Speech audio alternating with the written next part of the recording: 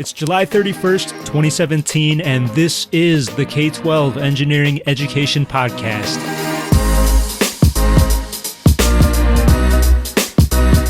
Special episode today. Engineer Sadhan Sathyaseelan joins me, Pius Wong, to co-host as we talk about bringing entrepreneurship into engineering education. Yeah, we're live. Hello. Hey, I am Pius. Hi, I'm Sadhan Sathyaseelan. So in case you haven't heard the podcast in a while, you might recognize my voice. I usually host this podcast, but Sadhan here, he's been on the show before. I've been co-hosting a little bit here and there. What's something that people should know about you? Okay, so I'm a mechanical engineer. I got my master's degree at the University of Texas at Austin. And right now I'm working for the University of Texas at Austin, developing engineering freshman calculus projects. I'm waiting to get back into my PhD program, so that's where I'm at right now. Yeah, so you're actively doing stuff in engineering education. Yes, I am. Awesome. And you also taught engineering students before, right? I have. Yeah, I have. Yeah. Hopefully that's where the conversation can lead to today. Yeah. So tell me a little bit about your you tell everyone about you, right? Oh, yeah. What do they want to know about me? Well, what do you do? What do you do right now? What have you done in the past? So right now I am making this podcast, but actually it's a part of this studio that I keep on mentioning after every episode called Pius Labs, and it is an engineering and education consultancy. It's kind of a catch-all. So basically I develop software for people. I develop educational games. I teach every so often and tutor, and yeah, we'll see where it leads me. So Pius Labs, is that the name of your company? Yes. Okay. Yeah. So I've been wondering about this question. Mentioned that I have been teaching for a while. Yeah. And I've been teaching the senior design project at UT for undergrads.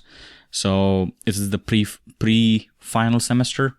So what I teach them is, or I TA them. So what we do is we have these team projects that the students reverse engineer and they write a report. My job is to guide them through that in terms of teamwork, in terms of technical communication, presentations, and also how to do their research and how to apply innovation in designs. One of the things that I found out, which kind of bothered me, was in the beginning of the semester. Yeah. I'm not sure if you know about this, but we hand out this first assignment where we ask them, "Hey, what are your future passions? What do you want to do?" And I was surprised to find out that more than 50% of the students, 50%, like half of them, okay. half of them. So half of them, they answer that they want to get into a managerial position, and these are like technical engineers, mechanical engineers. Okay. And I was like kind of surprised, like, what is that? Why do people not want to get into technical field? These are engineers we're talking about. And they've taken engineering now for like 3.5 years. 3.5 years, okay. And they want to jump into management. So I was kind of curious about entrepreneurship itself. So we have a company, Pius Labs. Yeah, it's Pius. The name might be a mistake, but we'll find out. Your name is Pius. Mine is Pius with a U, and my company is Pius with an O. Is it Pius? Pius. Okay. Yeah, I have a story behind that name, but that's the story I want to hear. So what prompted you to? I know you've been working for UT as well. Yeah. For a while, you've been training teachers to deliver engineering content to high school students. So what prompted you to start this company? Well, I wanted to be able to do my own stuff. Okay. So I said one of the things that I wanted to do, or that I do right now, is I try to develop educational games, educational software. And that's not a thing that was part of our old job. And so Sadhan and I mean, we worked together before. We did not create educational video games. No, it was a very different thing. I did develop cool little robot systems, stuff like that. I would like to create something even cooler. So maybe create video games, but also games that are involved in your robots, all this other stuff that doesn't fall under the purview of what the University of Texas wants. So it's your own thing. Yep. You're not associated with the university anymore. I am not. So I find that very interesting. You're not the only one to do something like that. There are a lot of people, but I think more than that, there are a lot of people who do something like that, but they don't. Yeah, so, like the students that you were teaching, they want to do that. They want to do that, but usually they end up taking an oil job, which is a lot of money. At UT, yeah. It's Texas, so sure, of course. But eventually, I'm hoping that they get into the field that they really want to do, like in the managerial positions.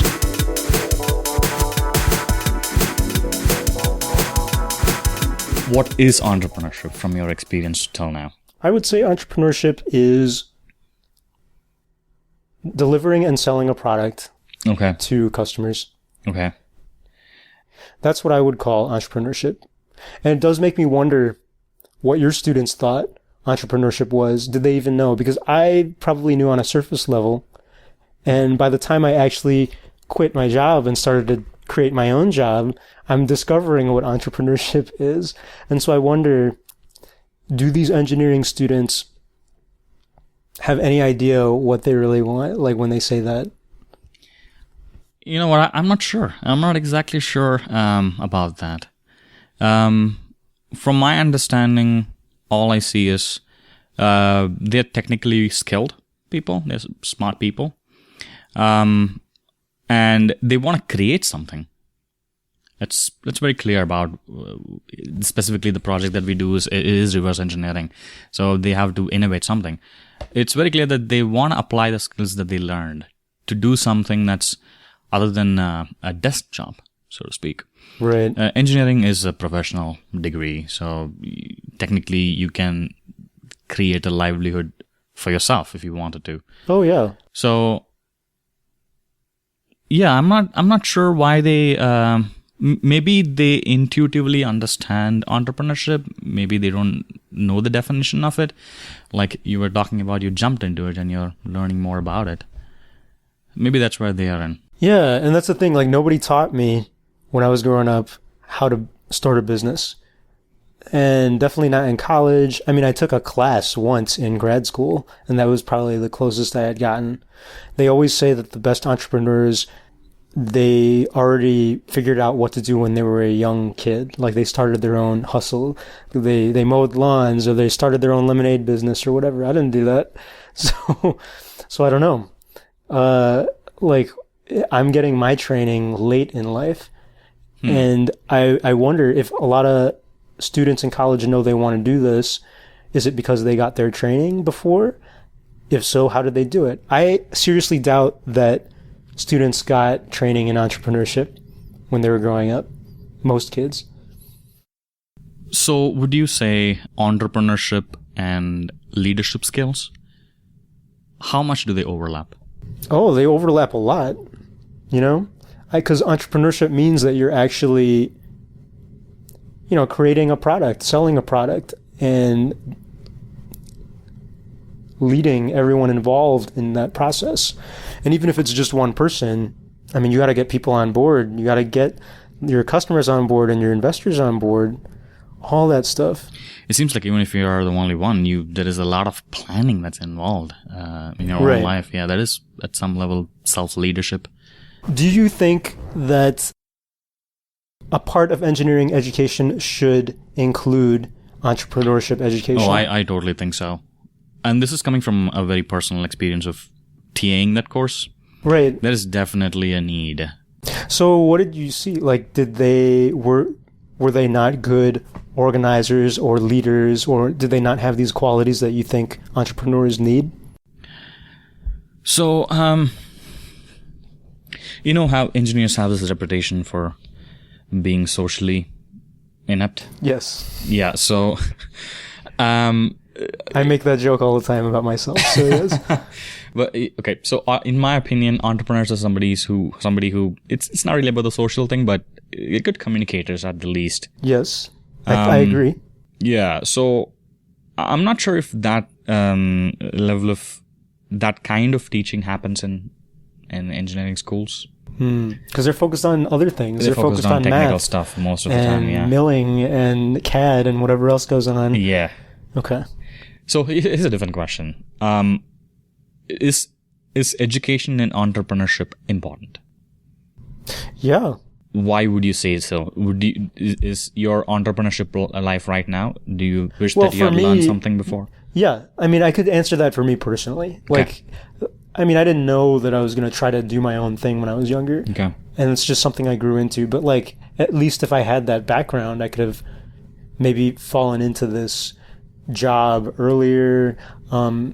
Like, I had a lot of training in chemistry and science and English, and that was great, and it helped me do the things that I'm doing. And maybe my education was already packed with stuff that there was no room for anything else. But if I had some business training that wasn't boring, then maybe I would have been inspired to do what I'm doing and know what I'm doing. Because, hey, I could always make more money, I'll tell you that. You know, I was reading about this. This guy was talking about the humanities development.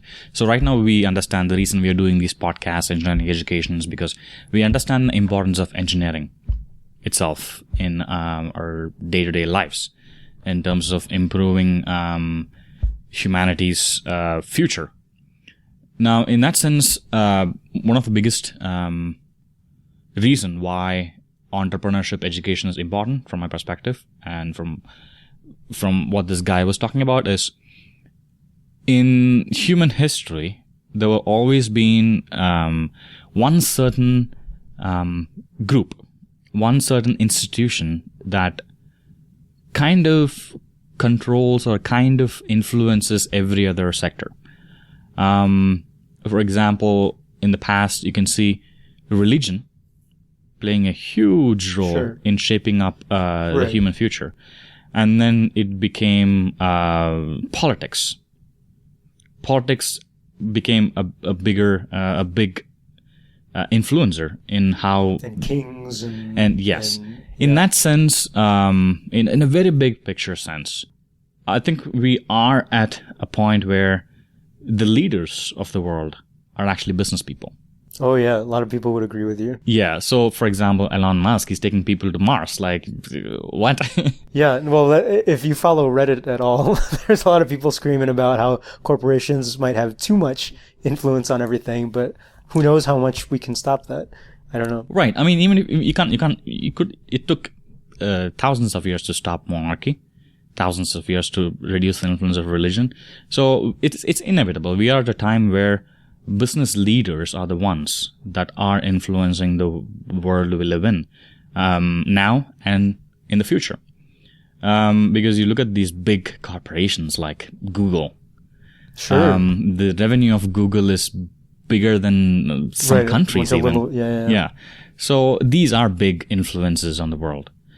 So if that is the case, then I think it's high time we look into entrepreneurship as a science and at least try and teach it and get more engineers to become entrepreneurs. I think that introducing them at any level would be. Yeah, you know, I think that also parallels what people have been saying about politicians and stuff like that. They say, why don't we have more engineers and scientists in political positions? Because the theory is that if we did, maybe we would solve more problems, at least the technical problems. Mm-hmm. Likewise, you could say the same thing about business leaders. If you had more minds that are technically oriented and into innovation, maybe they would create some really great businesses and corporations that don't ruin the world. Which is also what the students want from the small data that I've gathered in my experience. I'm not sure if it's because we are in Austin. Austin is an entrepreneur city. It's a startup city. I think that's part of it. That is a part of it. I totally think that's part of it. But I do think that in the media, entrepreneurship has been popularized. I felt that growing up. Like, I didn't feel like engineers nor business people were idolized when I was a kid. But as I got into high school and college and then past college, I was like, oh, well, business people are definitely becoming idolized more. You got Shark Tank today, which is super popular. And it's a great show, by the way. My business school professor was also saying it's a great show. And I think there are many reasons to say why entrepreneurship is important and why engineers should know how to be entrepreneurs, but then how do you actually do that? How do you effectively teach? That's a good question. Because it's hard enough teaching engineers, right? We have a shortage of qualified engineers because they aren't passing their math classes, or nobody's interested, or we don't have enough role models. And so now we're going to throw in this other thing. Isn't that a challenge? It is. But if we just brainstorm a little bit, I think we can find ways to introduce entrepreneurship in a very organic way. Sure, at any level. They don't have to be in college. No, of course not. So if we talk about entrepreneurship itself, we spoke a little bit about it. It overlaps a lot with leadership. With leadership and with innovation and engineering itself. Starting things. Yes, understanding what people want and need. Yes. So what are some of the examples that you can think of that can be done in any level of education?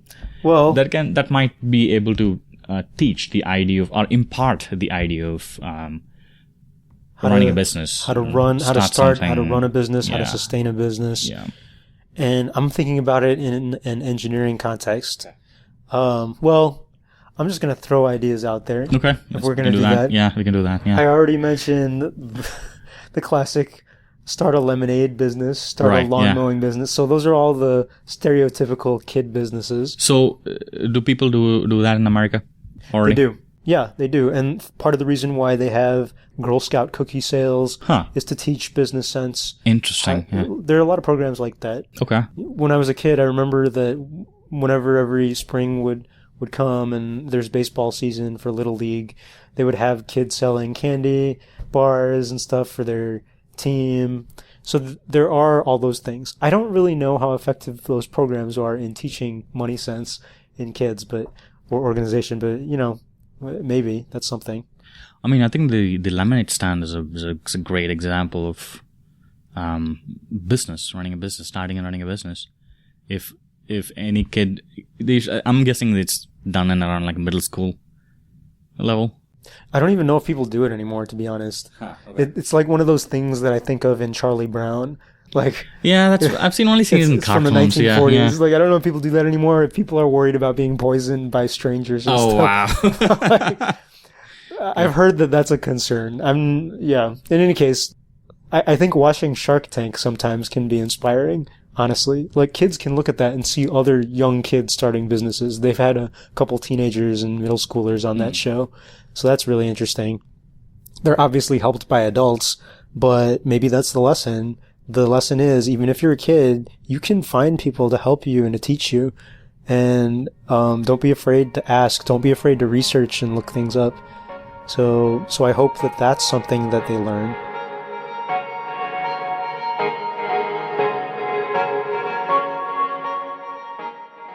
Okay, so teaching entrepreneurship, it seems like a very broad thing to brainstorm about. Yeah. Do you want to pick the top 2 skills and see how those can be important? Before that, let's read the definition of entrepreneurship. Let's do it. Because you've got it on your curious phone, about right? it. Yeah. What's the source here? The Business Dictionary defines entrepreneurship as the Business Dictionary. the business dictionary. Thebusinessdictionary.com. That's the website. It sounds. It's legit. Yeah. All right. So, the capacity and willingness to develop, organize, and manage a business venture, along with any of its risks, in order to make a profit. The most obvious example of entrepreneurship is starting a new business. So starting something new, the willingness to start something new, it seems like a very central theme of entrepreneurship. So how can this willingness to start something new can be incorporated in everyday education, regardless of what kind of education it is? Yeah, that's a good question. I would say that engineering classes have that exact same question. I mean, a full engineering design class will teach the skill of researching a need, like going to a community or a set of customers and finding out what their what their deal is, what they need, what their problem is, and how to get some ideas for how to solve it. So one skill is that, doing your customer needs analysis. And there are a lot of engineering classes behind that and engineering projects you can do for that. The first thing that I thought of actually was in humanities classes, in art classes and art projects. Do you think that those types of projects also can teach someone to be motivated to start something new? It seems like it. So if you're gonna tackle the very idea of willingness to start something, it seems like it doesn't have to be a business. It doesn't have to be a product. In fact, if it's just about human willingness, then if a student just wants to start a band, say music band, or if he wants to start a sports team, I think that willingness itself should be nurtured and not be discouraged. Right. I wonder if some kids may not even know that they want to start it, but they do know they want to play baseball, or they know they want to play in a band. And so maybe all it takes is some supportive adults to say, well, maybe we don't have a band right here in this school yet, but you can help start one. You know, in our high schools, they always say that the people who start their own club are already well off, you know. Right, yeah. It's like it is a show of leadership skills. Something, yeah. So, you know what? There are a lot of, I feel a little better. There are a lot of educational benefits to what our schools are doing today. I mean, they do encourage kids to start stuff. They encourage kids to be passionate about creating something, whether it's art or now in our engineering classes that are spreading. I think that having the passion to start something is something that can be taught in like any one of those subjects that we teach, whether it's an English class, because you could have passion to start a story. Or in math class, you can do a math project. I mean, like, you can encourage kids to have passion to start something in any class. So going beyond that, the next step to me is being able to make money off of it. That's something. That's the hurdle. I would like to brainstorm about that.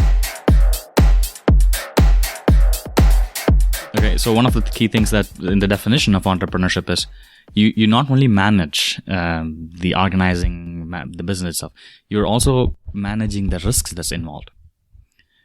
Financial risk is a huge thing. It is, right? yeah.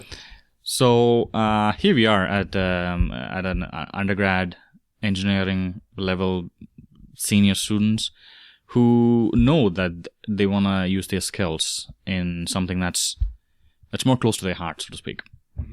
But they end up in big corporations. That it's great. It's a great start to a career, but it is a step lesser than what they really want to do.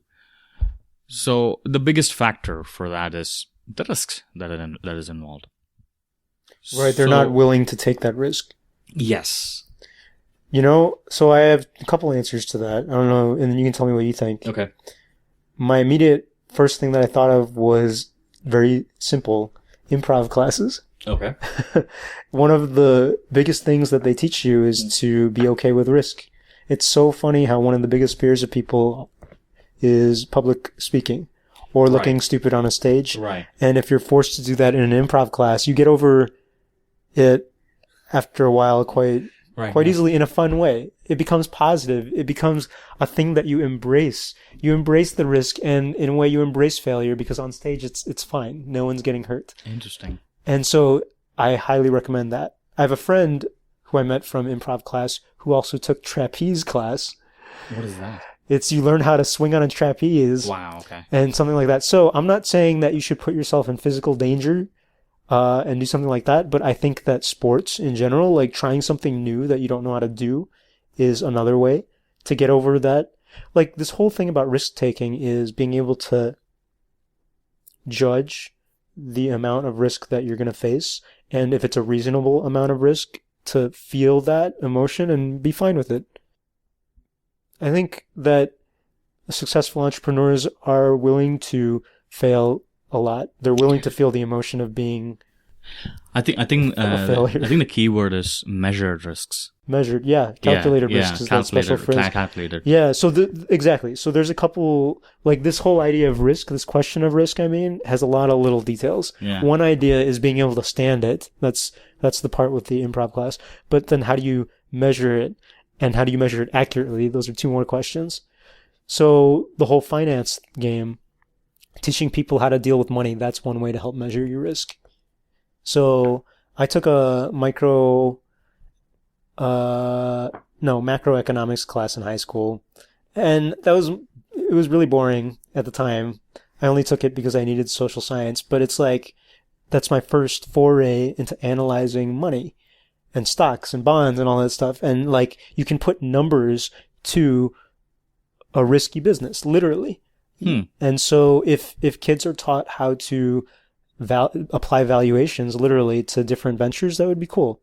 They can value the time and money in selling Girl Scout cookies, more than just selling it and talking to people, which is still a great skill, by the way. I don't want to mitigate that, but they could also try and measure that. Like if they spend 8 hours a day trying to sell cookies, they can think about probabilities of them not making their budgets and all that stuff. Yeah, that's a very good problem to think about. Yeah. Do you think that your students thought about this at all? Like how to measure risk and deal with it when it comes to a business? I don't think so. I mean, this is not a business school. It's an engineering school. I'm sure they was teaching about risk analysis. At least so the probability that a beam will fail. Yeah. That kind of so thing. In that kind of a context, yeah, there was a little bit of risk analysis. But we are talking about human risk, like taking life risks. Even it is calculated. Yeah. So to me, it seems like there is a science behind this. If it's random risk, then there's no science behind it. It's a calculated risk. Well, even if it's random, you can like do some modeling and stuff. But yes, it's an art as well. It is. It is. It's like it's a weird position that it takes.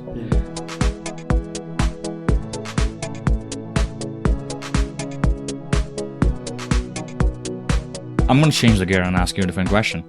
Sure. Who is your favorite entrepreneur? Past, present? I'd have to think about that. I don't have one right away.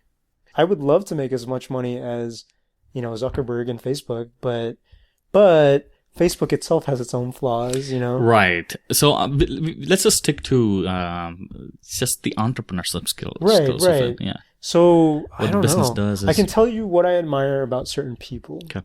So Zuckerberg, for example, he started real young and made a lot of money. In that sense, that is impressive. If I separate it out from all the moral right, and other qualms I have about that. Elon Musk creates cool technology, or is very interested in cool technology, and I like how he diversifies in space and energy efficiency and all that cool stuff. So I like that. I interviewed that entrepreneur, Connie who started Arcbotics. And she was sticking to her guns. She wanted to make sure that her business was open source. She wanted people to learn from their technology, and open source is really key to that. So I was like, you know what? I admire that. It hasn't ruined her business or anything. It's been a key pillar of her business, in fact. So she's trying to... Open source is when you're not... Anyone can Well, like, for example, all the libraries and Arduino code that they use for their Sparky robot, anyone can download it and look at it and use it. And the hardware is based off the Arduino, which is also open source. Okay. So they're selling something that has a lot of open source technology to it, and they lost investors because of that. But they don't need investors. Their real investors are their customers. They have succeeded thus far in not only educating kids and people and adults, which is their mission, they've also made a bunch of money. So it's very interesting. Exactly. So I admire that. You know what I hear not from at Zuckerberg level, but right. Yeah. No, it doesn't matter. Like, it's not the point. But what I'm learning from that specific story is, even if you want to make a difference, like in a very Not from I want to make $1 billion with starting this giant company. Even if it's something as simple as I want to educate the kids, it has to be done through entrepreneurship. So I wonder if what she wanted to do. She and her co-founder, by the way. Yeah. But so yes. when they so it seems like they could have done different things to have more investors and make more profit. It seems like the goal of the vision for them is beyond just the monetary. Exactly. So in that sense, if you're making a difference, it seems like the more central theme is they want to make a difference their metrics for success was not just money. So what I'm learning from that is, if you want to make a difference, nothing to do with money or business, it still has to be run as a business. It still has to be done from a very entrepreneurship mindset. So entrepreneurship may not be just about businesses and making money. Some people would argue with you, I think. Some people would say businesses make money, otherwise you're a charity. Oh yeah, I know. So there was one class that I took. It's called the New Venture Creation at UT. And one of the biggest surprises that I've had was that the teacher, his name is Rob Adams. I took that class. You took it too? Yeah, okay, that's the class you're talking about? 2 years before, Okay, yeah, he's an amazing guy. He's an amazing guy. So anyone listening, Rob Adams has a book about market validation. It's a great little book for you to read. It's very much... Yeah, I don't remember the name. Do you remember the name? I think it's called Market Validation. No, I think it's called if you... He's got a couple books, though. Okay. All right. So I was prescribed as a textbook, one of them. If you sell it, will they come? Something like that. But let's put it on the description. I'll put it in the show notes. Yeah. So I took a class, and I was very, very surprised to learn that these huge NGOs, non-profit organizations, they have the same exact business model as big tech companies. Oh, yeah. It's like, well, this makes no sense. This tech company is all about making a profit. And this is the exact opposite of that. But that is how it's just what works. Yeah, you have to run it like a business, quote unquote, in that you have to know what you're doing with your metrics and you have to organize well. It's just that the profits don't go to the pockets. Although you can still get paid really well at a nonprofit because money just doesn't go to shareholders. But it's even the profit, these NGOs, they have competitors, they are cutthroat, which was very surprised by that. I was like, wait, these are supposed to be a more chill people. They aren't supposed to cutthroat. But if you want a business to sustain, if you want a big organization to sustain like that, they need to use the principles of management. Yes. And so to me, it seems like from the discussion and the story you shared, entrepreneurship is not constrained to a money-making mechanism. It seems like anything you want to do that is big, that's on your own, it has to be done from an entrepreneurship mindset. And I think that's one of the dangers of promoting business or entrepreneurship education. Similar to how engineers have the stereotype of maybe being socially inept or not cool or whatever, and that's not right. I think it's very easy to stereotype anyone who's in business or entrepreneurship as a money-grubbing, immoral, like Scrooge. Wolf of Wall Street. And there certainly were people like that out there, which is bad. I'm sure there are asocial engineers out there. It doesn't mean that we want to continue having them. We should have entrepreneurs who are not evil doing stuff. There's an actual specific specialization in entrepreneurship. It's called social entrepreneurship. I think that's another avenue that you could tell kids about as well, especially kids who might have the wrong idea that business people are only bad. Hey, you can teach them there is such a thing as social entrepreneurs.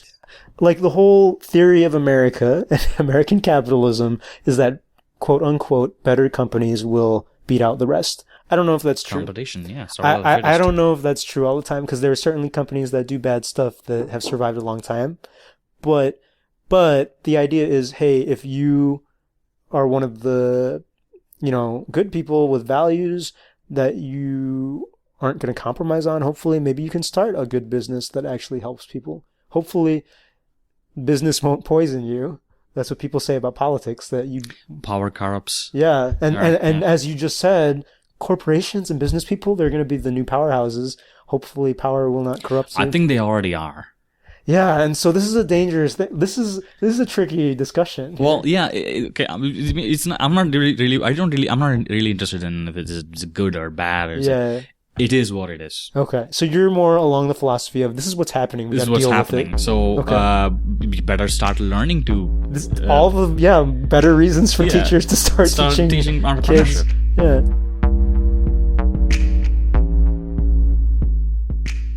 Let me ask you, who's your favorite entrepreneurs and why? I would say Elon Musk.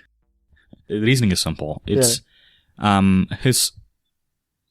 he has a much larger vision than any other entrepreneur that I know of. And every single company that he has built reflects that vision. And it's not like other companies are small. They're all like each huge companies in their own right. It just blows my mind that he solved all these problems one by one. And then you see this whole vision of his shape. It just blows my mind. And if, just to give you a small, gist of the vision, is he first started, he started PayPal first, right? The online banking. He did PayPal? Oh, I didn't know PayPal. that. Yes. But yeah, he sold it, I think, or I don't know what happened to it, but he's not anymore. Well, it went with eBay or something, but yeah. Right. So he started Tesla, okay, which is like he pushed the boundaries of what electric cars can do. And we are at a time when, with all the global warming and all the immigrations happening, it's like, yes, it's high time somebody solved that problem. He did that. And then he moved on to SpaceX. Okay, SpaceX, where he wants to use, the significance of SpaceX is relaunching rockets. To privatize space travel, space flight. Yeah. Yeah, I think the most significant way to do that they figured out is landing the rocket again and then relaunching it. And I think it saves a lot. It saves a lot of resources compared to the traditional way of just launching it. And you've seen that video of like the rocket coming back down, right? Falcon, yes. And it's like looking it's like rewinding the launch. That's what it looks like. I didn't think about it that way, but yeah. But it's pretty cool. No, it is. It is cool, and it inspires. So that's awesome. It's not just So it does inspires it. It's also, and then he started this solar energy company. Yes. So one of the reasons are to connect all of this. What I see is centrally the idea is to explore space travel. It'll take people to Mars, and it's space rockets can only use fossil fuels. So it cannot use any other form of fuel. So it needs to use fossil fuel. But then fossil fuels are going down at an alarmingly, decreasing an alarming rate.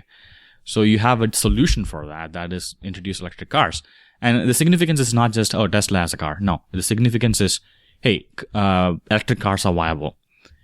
Create a market. So other companies, compete with that too. So you create this trend of electric cars, which is also cooler. So you do that and you slowly shift the market towards that. You save the fossil fuel to large rockets. And then you reduce the fossil fuel consumption so low. It's just affecting the world in so many different ways. So in that sense, I think his entire vision for not just the company, for humanity itself, is just awe-inspiring. Right. He's done a lot. He has a broad vision for helping humanity, not just himself. Yes. Social entrepreneurship, like sure. We're talking about. And the proof is in the pudding. He's made a big, measurable effect on society so far. Yeah. And he's not done. So that's kind of cool. I hope, yeah. I think that makes me have another idea for teaching entrepreneurship to kids. Yeah. Like, you need to give them these role models.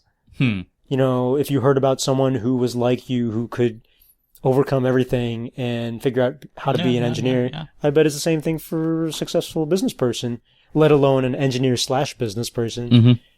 Elon Musk, maybe some kid is looking down and they're like, oh, maybe I could be like him.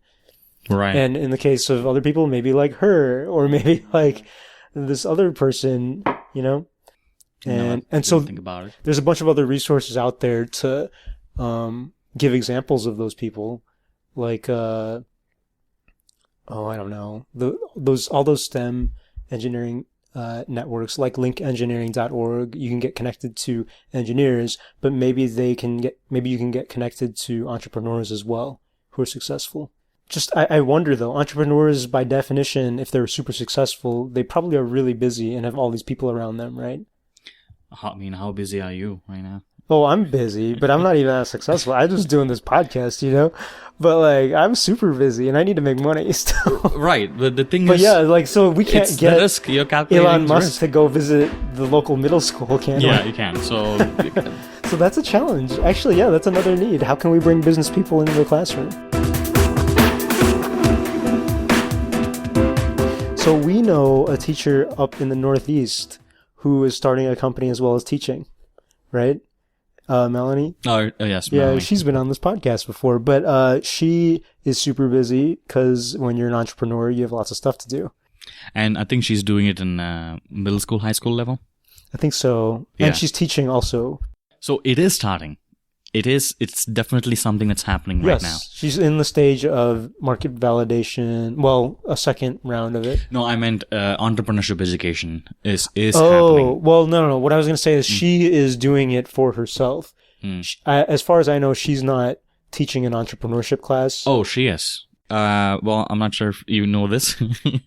Oh, maybe I don't. What? Yeah. So she was actually asked to. I'm not sure why. Maybe she doesn't mind. It's free advertising for her. Yeah. So this is one of those schools that's in Seattle that has engineering education in high school level, and they have engineering part 1, part 2, and as a part 3, what they've done is they want to introduce entrepreneurship. Yes. Okay. Yeah. So it is happening right now. Okay. As Good. a trend. I'm glad you told me because I didn't know if it was happening. I yet. thought that's why you brought No, her up. but I remember them talking about it, but I guess it's a thing now. That's awesome. So It is, Melanie, yeah. if you're listening, congrats. Congratulations. That's a great job you're doing. Yeah, and I think that she's not the only one. I know that there are other schools that have Yeah. these It is things. definitely something. And that's it catching up. follows that same model of an engineering design class. You spend maybe the first semester writing your business plan and everything that is involved, like the market validation, the prototyping, all that. And then in the second semester, you actually try to do it. And so it's a lot of work, I think, on the teacher's part. And we can check in with Melanie later to see how it goes. That would be awesome if you should join Yeah, us in yeah, this yeah. conversation. But yeah, that's one Maybe way this to do asks it. for a part 2. Maybe there's there's more Yeah, we we're can going on talk about. 48 minutes now, so Yeah. we'll have a part 2 for sure. And so my next question, maybe the last question, is like, if you've got teachers who are not entrepreneurs themselves, this is like the exact same question we ask about engineers. If you've got teachers who are not entrepreneurs or not engineers or not engineers or entrepreneurs, how can you expect them to teach those subjects? See, that makes me question that is entrepreneurship something that you teach, or is it something that's nurtured? Is it born or is it made? Something like that. That's yeah. the question they always so ask. I don't think entrepreneurship can be taught in a conventional sense. You can teach people how to make a business plan. You can teach people how to manage finances. But how can you teach willingness to people? I think it can only be nurtured. And I think teachers are the best schools, and teachers are the best place to nurture those kind of qualities. So what do you mean by nurture? You think that you can't teach it, you can only nurture it. What does that mean? What's the difference? The difference is teaching is, hey, these are the things. Do it. You learn it. You apply. You get the results. So that'll be teaching. You can teach math. You can teach finances. You can teach. There's a lot of things. Like you literally can teach. showing them, okay, these are the steps to solving Yeah. this problem. Yeah. Go do it. Okay. So nurturing, on the other hand, is all you can do is create an environment, create an atmosphere that's conducive for certain qualities to be explored by the students. And to fail safely. The impromptu that you're talking about, to me, it seems like you cannot teach impromptu anything. So all you can do is create an atmosphere of, hey, we are here to have fun. It's okay if you fail. Everybody's going to laugh with you. That's the atmosphere that's being created. That's funny. Improv trainers would say, yes, of course you can teach improv. Oh, really? Yeah. Okay. And so this is where, no, I'm not like disagreeing with you. I'm just saying that there's hope. So if you can teach improv, which is like, level 1, then maybe you can teach entrepreneurship at level 10. Maybe. And it is about creating a safe environment where people will fail and experience failing over and over. I think that's the challenging part, because with improv, you fail like a million times in one class and you get better. With entrepreneurship, I mean, in 1 year, how many businesses can you get one kid to start and fail? You know, I mean, here I am on my like third venture and failing, you know, but it takes forever to go through that cycle, because you learn through failing, you learn by doing everything. I think entrepreneurship just takes a long time. Like, it does. Is there such a thing as an entrepreneurship or business simulation? Like, you know how the SimCity, the video game? Yeah. Like, I know that there's some video games where you simulate running a business, like Roller Coaster Tycoon, and you have to start like a thing. So I'm wondering, maybe there's a way to speed up that process. Or like you can have mini businesses within your school, and like, I don't know, whether it's that bake sale, or you create a video game that you sell to your school, or you create this little robot. Like, there must be a way to speed up that cycle of business, research, creation, execution, cycle, and maintenance or failure. Yeah. You know, it's funny. You're going to go on to do more engineering education work in the university. Yeah. And I would love if you found out if there was a way to speed up that cycle. Well, for now, all I'm looking at is how can we create an atmosphere. So, but I think I should look into improv. You should. Yeah. I keep on saying that I need an episode on improv and engineering, and I will get that one day. I got 2 ideas for future episodes. Yes, I totally will do that one day. So then what else should go into a good environment? Or should we just leave the conversation there? I think it's definitely calls for part 2. And if we could get Melanie into it, that'll be amazing too. Yeah, we will find out how wrong we are about all our ideas. Okay, yeah. She's going to be the one who's like, I've done this. I know what works and what doesn't. So you fail, cool. And then you learn, right? Exactly. Yeah. All right, well, Sadhan, this was a good talk. It was a good talk, yeah. Thanks for the questions. Thanks for the answers. And I hope that everyone listening has thought a little bit more about how they can teach entrepreneurship in their engineering just the classrooms. idea of, hey, entrepreneurship is a thing. That's a viable option. It is a thing. It's a viable thing that can happen, is happening. So it's something whether you like it or not. Yeah, you need to be aware of it right now. Just start getting aware of it. In a few years, I think it'll be more in a school level, high school, middle school level. There'll be a lot more emphasis on these things. And then we'll have competition for Pius Labs by like people who graduated from high school. Yeah. All right. Looking forward to it. Yep.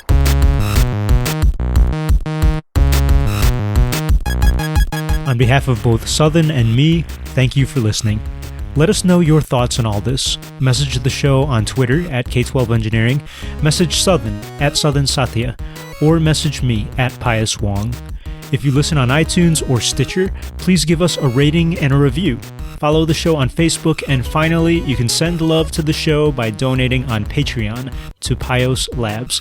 Find the details at the podcast website, k12engineering.net. Our closing music is from Late for School by Bleeptor under a Creative Commons Attribution license. The K12 Engineering Education Podcast is a production of my independent studio, Pius Labs, and you can support Pius Labs at www.patreon.com/Pius Labs.